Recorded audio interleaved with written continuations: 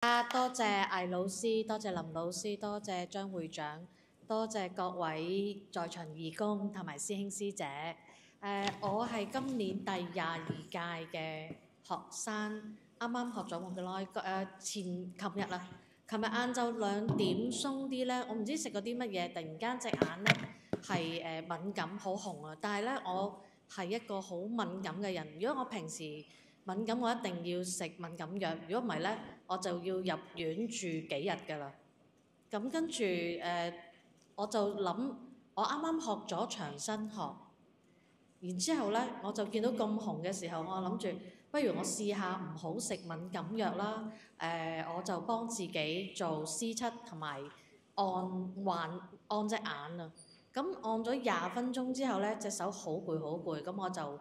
俾自己休息一陣。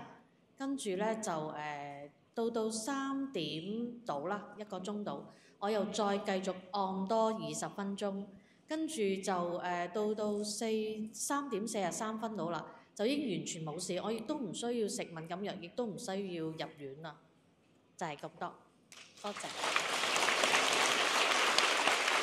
大家係咪睇到